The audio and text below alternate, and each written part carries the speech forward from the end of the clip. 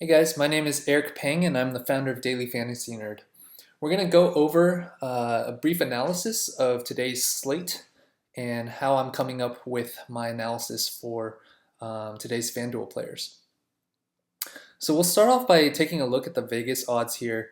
The Vegas odds are a great way of analyzing your top over-under highest scoring games of the day, as well as potential blowouts. So for today, the Sacramento and Minnesota game looks really good to target, as well as the Clippers-Warriors game. In terms of blowouts, the Cleveland-Milwaukee game could turn into a blowout, as well as the Spurs. The Spurs, honestly, are always a blowout risk, but with them being the lowest scoring probable game of the night, as well as the blowout risk, you probably want to stay away from this game. And then the Warriors are also a potential blowout risk.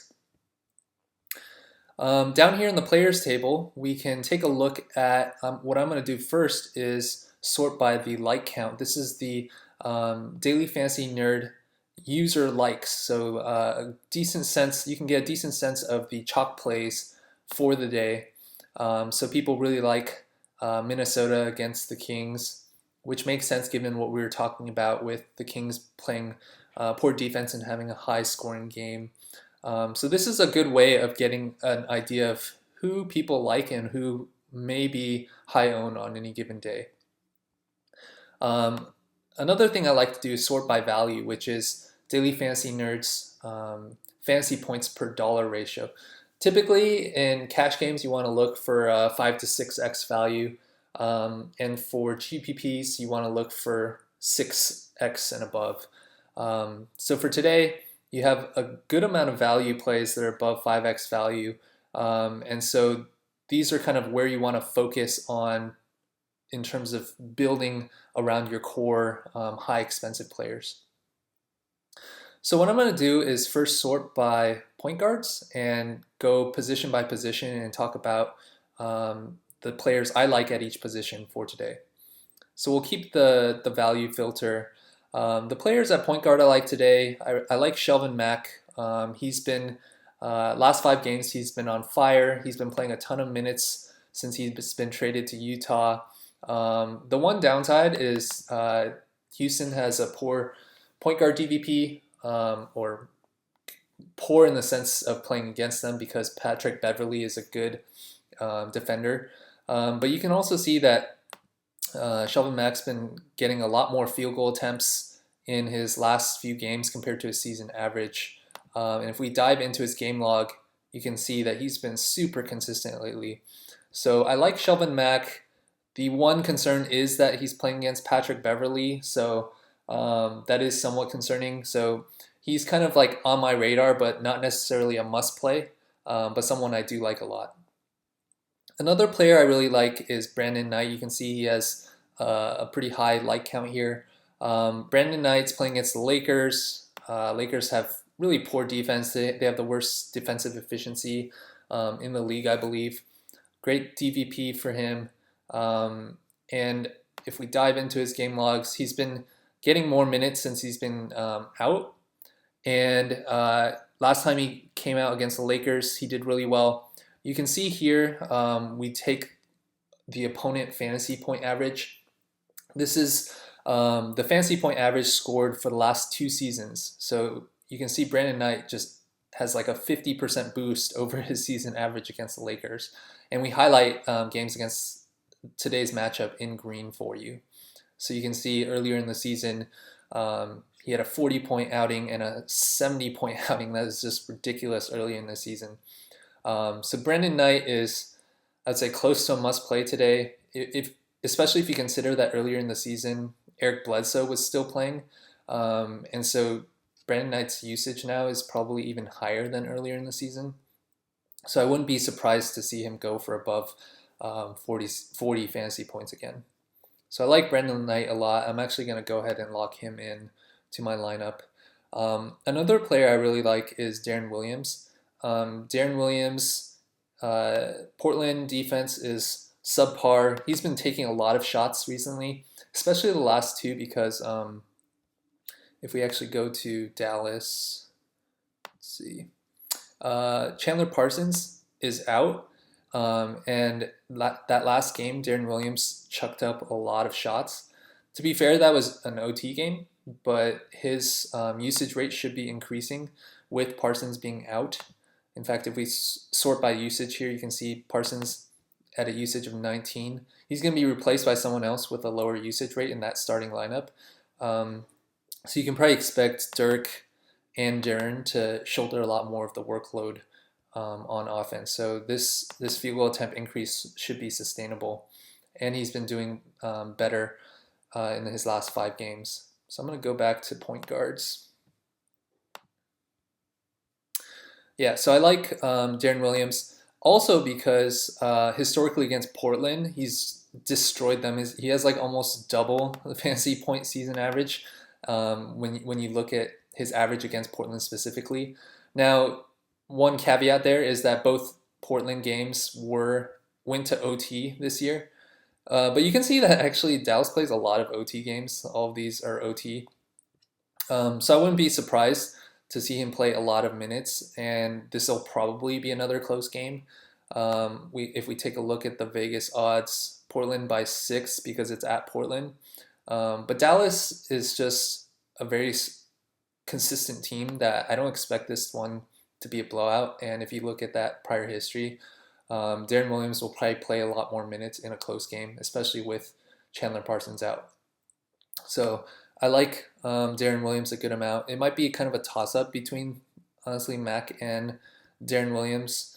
But I'd probably lean towards Darren Williams a little bit more, but something I'm going to kind of keep an eye on because that $300 differential may make a difference. So what I'm going to do right now is I'm just going to like both of them. What liking in Daily Fantasy Nerd does is it boosts their fantasy points behind the scenes when spitting into the optimizer.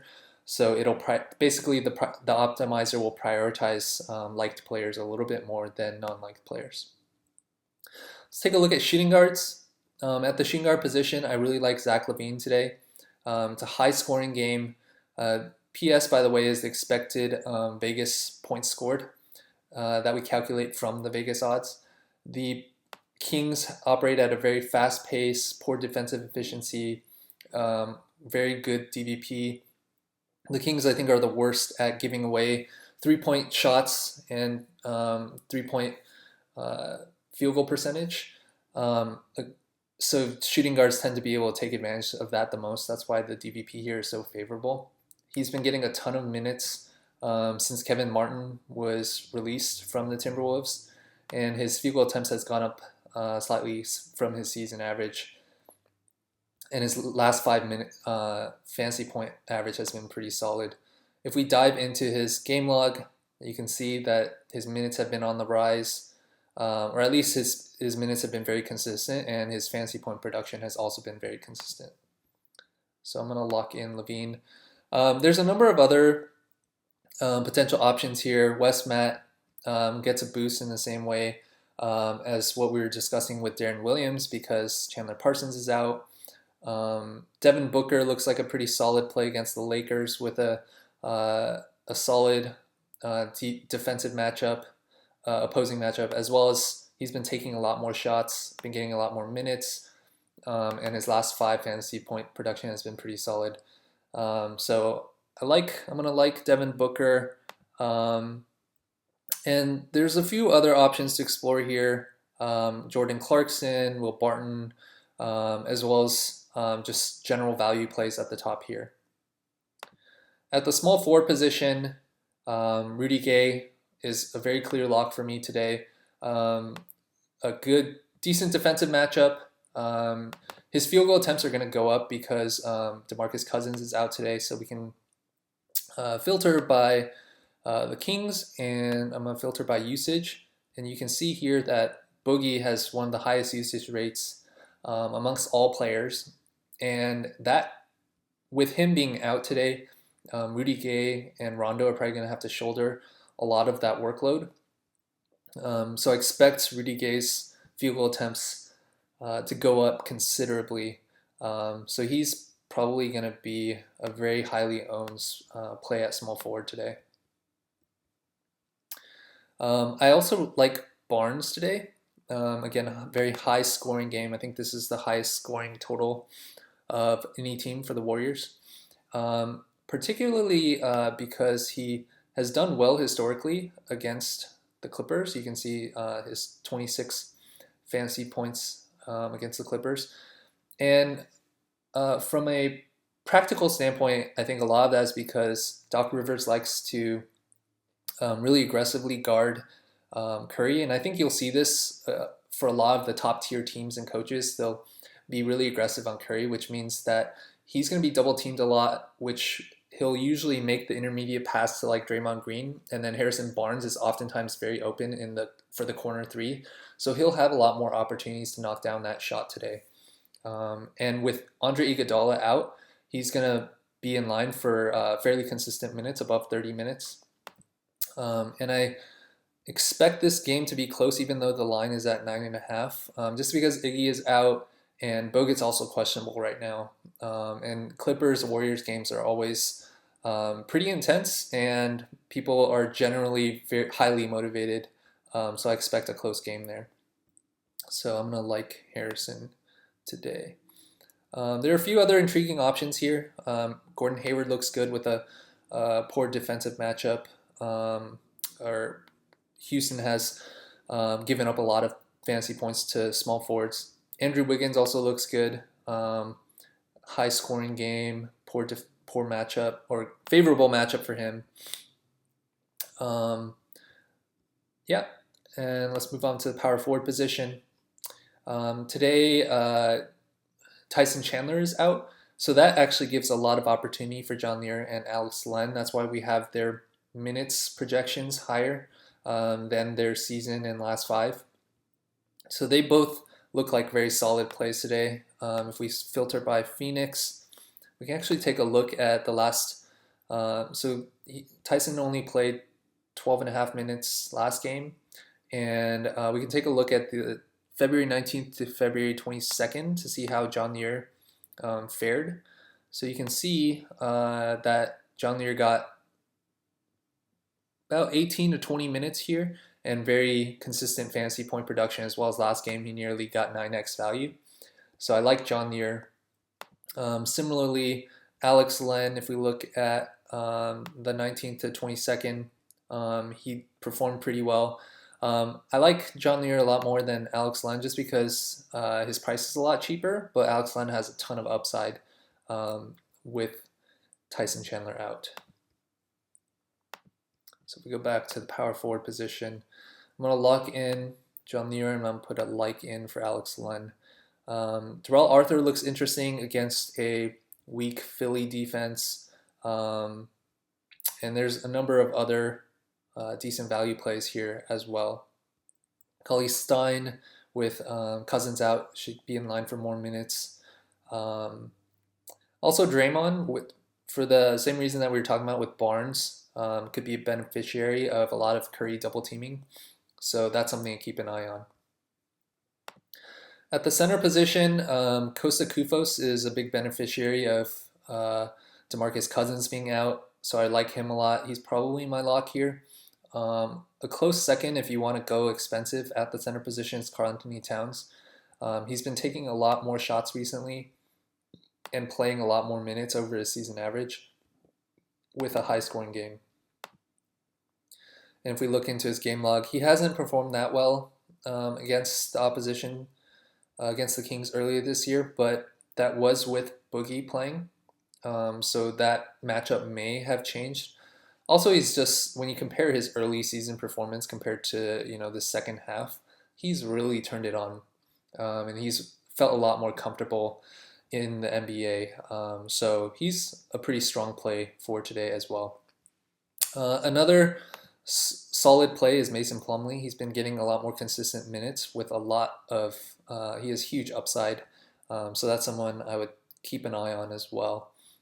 So what I'm going to do is I'm going to like the three of those guys and see what kind of initial lineup I get from this analysis, from this kind of core group of players.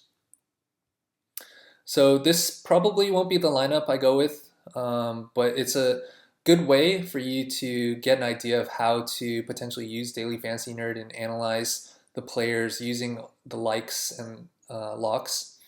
And you can also, for example, if you don't like Carmelo, exclude Carmelo and then build optimals again and see what you get as a result. Um, I hope you found this analysis useful. And if you haven't had a chance, you can sign up for Daily Fantasy Nerd by going to dailyfantasynerd.com and clicking Get Started free.